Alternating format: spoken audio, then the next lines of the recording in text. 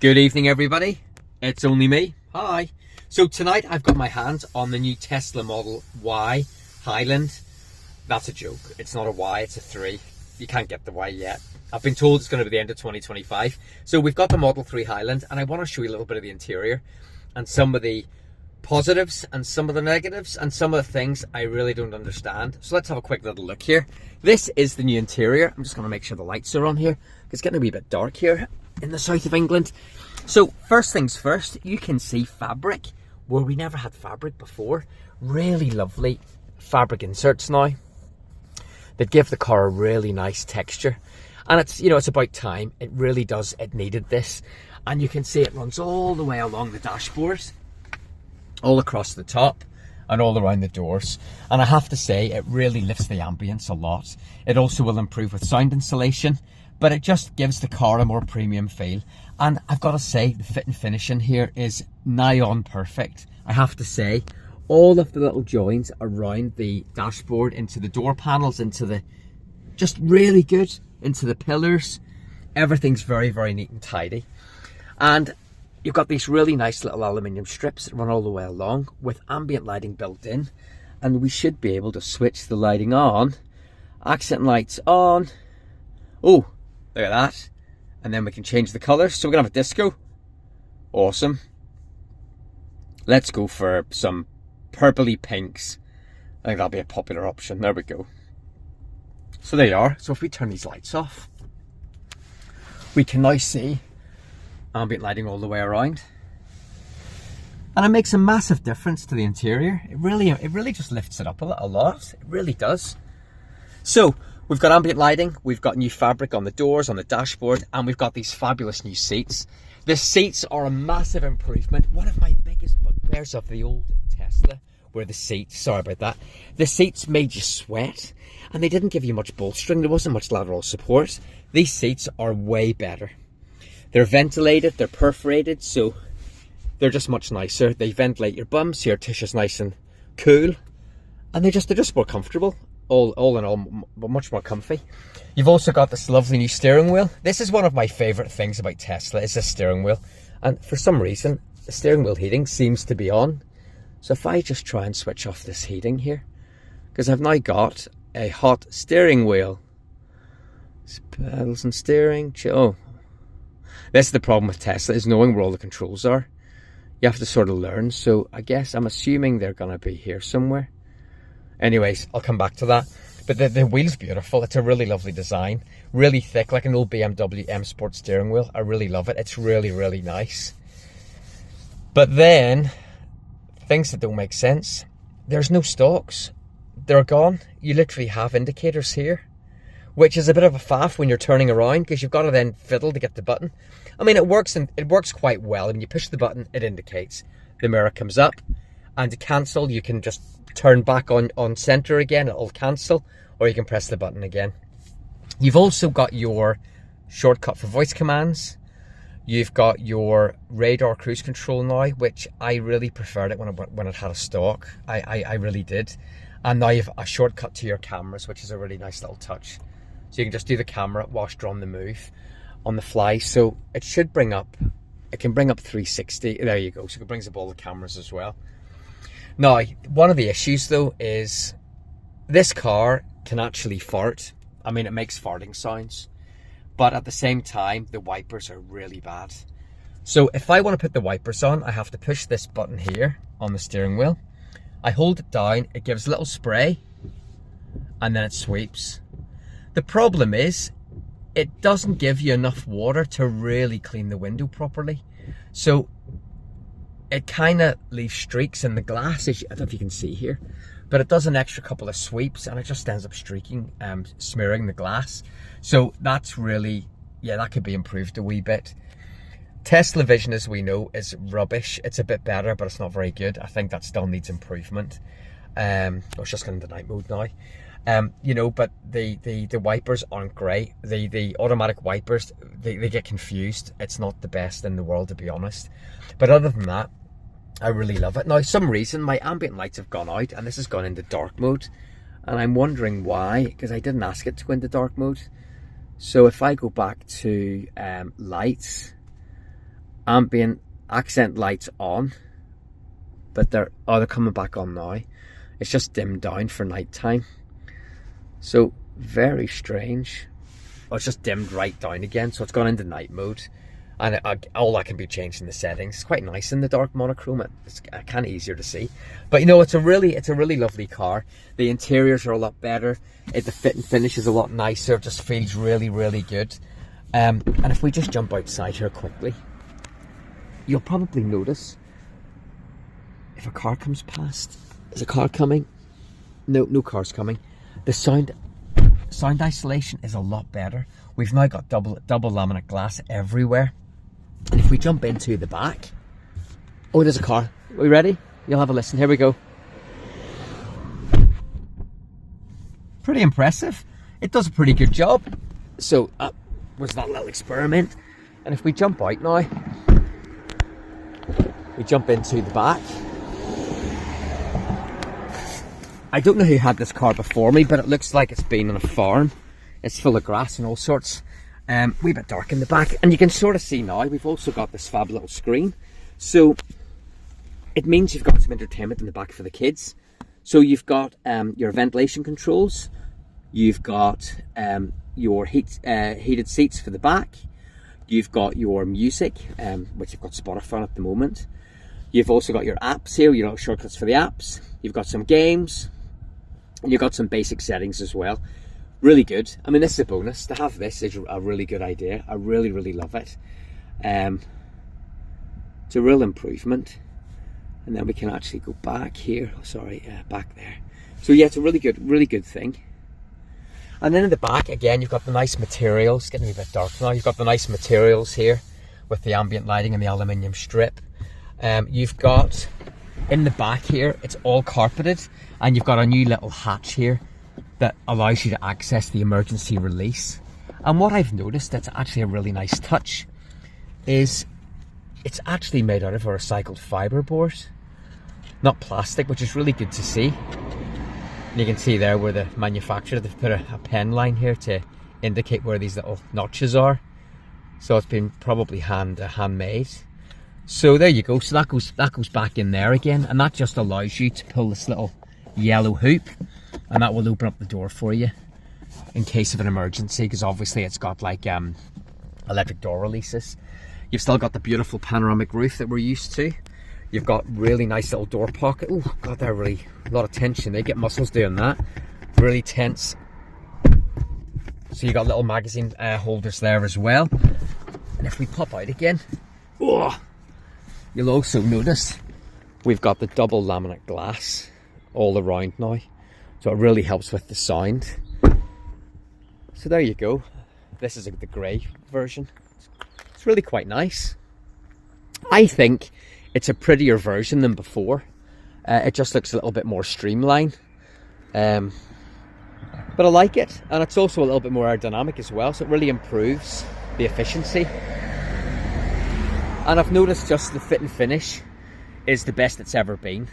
All of the shut lines, all of the body panel gaps, they're all really good. There's nothing to complain about. Everything is spot on. I've just been having a good look around this car, and all the shut lines, everything is perfect. So they've really improved the quality. I think the panel gap thing hopefully is a thing of the past. Shanghai really seems to have that all in order now, so it's really good to see.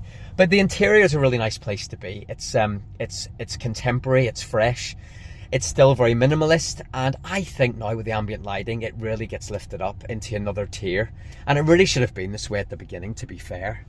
So it's the best it's ever been. Steering wheel's great, just a shame about some of the controls. I think that losing the stalks is a step backwards in my opinion. And I really hate the fact you've got to sweep the screen for your drive. It just seems pointless. You can do it up here, but you can't actually see until you, if I press the screen here. So now I can't even see the drive modes. They appeared on the screen, or they appeared up here, but now they've disappeared. So if I go there, so sweep up for drive, there's drive on now. Put it back in park. Yeah, it was there before, but that's disappeared. You've still got the really nice sun visors with the little iPad sort of covers there, which is really cool. And yeah, it's a really lovely thing. But there's some negatives, I have to say. The Tesla's never been the most refined electric car. It's the most polished. It's the best driving. It's definitely got the smoothest, buttery, beautiful power delivery. That beautiful curve of torque is beautiful. It's like you're surfing in this car. It's really great. But the actual road noise is still quite apparent. You can really hear the tyre roar. And although they've improved it greatly, and they've improved sound insulation by 20%, and it's noticeable, but the tyre roar is still there. And the suspension's so hard. I guess they've geared this up to be like a BMW 3 Series.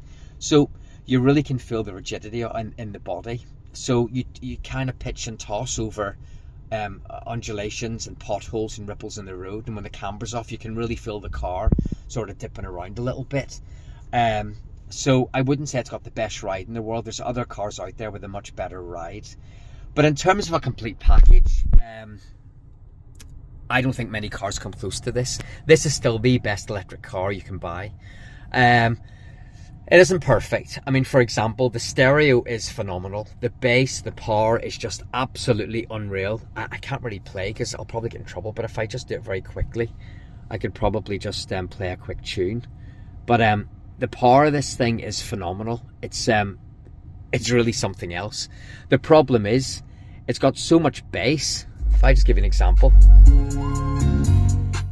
it's got so much bass that this door pocket in particular rattles.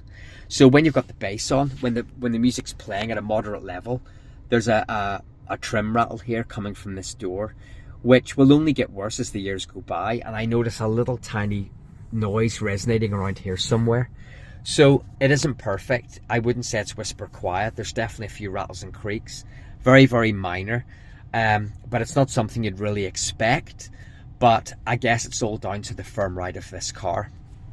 I think if the ride was a little bit softer, it would be a much more pleasant experience. But they've obviously balanced handling and dynamics. So it's come at the cost of comfort a little bit. It's helped by the seats. And the driving experience is second to none. The steering is really direct. It's really, really, really direct in the way it steers.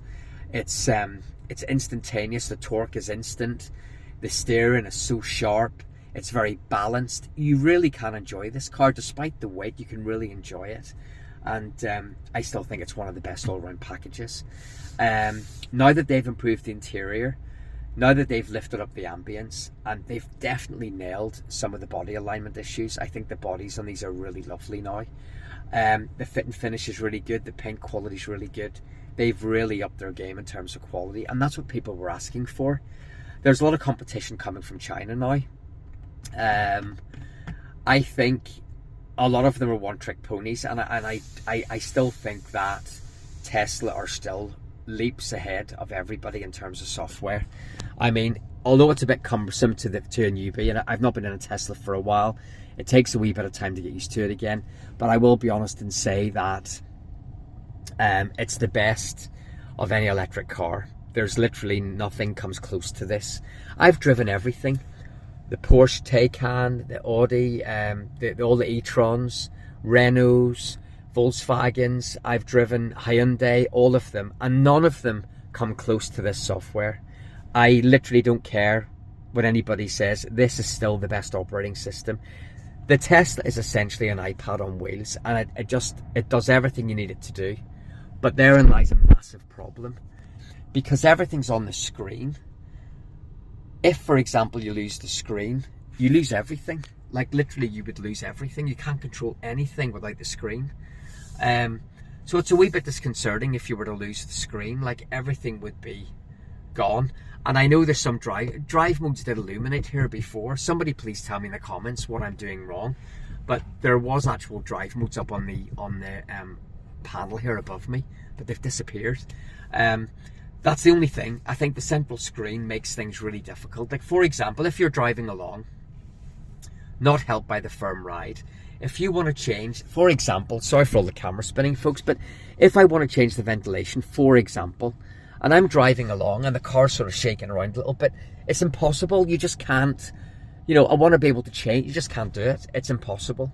You know, all they had to do was put a couple of physical buttons here. It would have been great. It really would have made this car so much more user-friendly. And I know I sound a bit like an old man, but it really would have helped to have a couple of buttons here. I think there's nothing wrong with that. And look, if Mazda can put a head-up display in their little car, which is obviously a totally different thing to this, why can't Tesla put a head-up display here? Or even have a little speedo somewhere just here, very minimalist, just something minimalist there. It would just make a massive difference to the car. It really would. So my lights have dimmed again. I don't want my lights dimming, but for some reason they keep dimming down. It's on sort of a night mode. So if I put it in auto, maybe auto's working. So if I go off, yeah, it dims off. It must be, I think it's on like a night mode.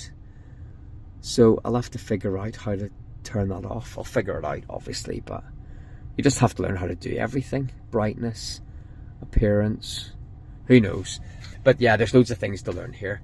But you know, it is a great car, and I would really recommend it. I think I would probably wait for the Y personally because of the boot space. The boot's not the forte. I mean, it's a deep boot. I'll show you. Let me show you. It's do you hear the noise? I mean, look. It's pretty incredible, isn't it? It's like, it really does block out a lot of the sound. I mean, that's pretty impressive, I've got to say. Well done, Tesla. So if we have a quick look at the boot, we open the boot up. So the boot is pretty deep, but it's not very tall. So it's very dark there, isn't it? It's pretty deep, but it isn't the tallest boot in the world. But good for a couple of suitcases and a couple of backpacks. No problem at all. I think that works quite well. Close it over again. I've just noticed the little lights on the bottom. Oh, I wonder if it's got gesture. Has it got gesture? Like my old BMW? No. No, I just noticed when I opened the boot there. Those little lights come on the bottom. Oh, there we go. Not sure why. But yeah, it's a great car. I really do recommend it. I think they're a great car. I think when you imagine you can pay 40 grand now for a Hyundai, for a Renault, for a Vauxhall, you know, 40 grand now it's still a lot of money. But for some reason, it doesn't really get you much car these days. And I think for the money, it's a great car. But there is another problem. And that problem is depreciation. Because electric cars have been depreciating like a stone. My camera work is awful. I'm so sorry, guys. I forgot to bring my little thing. Depreciation is really bad in the UK at the moment. I mean, a lot of these electric cars are losing 45–50% of their value in a couple of years. Hell, some are losing that in a year. The infrastructure here is still so far behind. Electricity is so expensive. The infrastructure is really poor. Well, Tesla's probably got the best, but for other cars, for third-party, you know, charging points, they're really hit and miss and expensive. Like, my local charging station is in a pub car park. It's 85p a kilowatt. It's so expensive.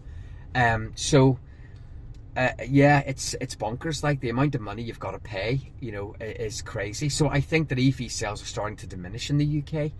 I think the segment is shrinking a little bit because adoption is just slowing down, because it's really not that cost effective if you can't charge at home, and there's all of those other issues surrounding electric cars. So, you know, I still think it's a wonderful car to buy if you're going to get a good deal, you know, on a lease or something. But bear in mind, if you're going to go and buy a car outright, you're going to end up losing, you know, a fair chunk of change. So certainly I wouldn't be willing to invest that sort of money. Like, if you go and buy a BYD Dolphin or a Seal, I think the Seal can be 45k.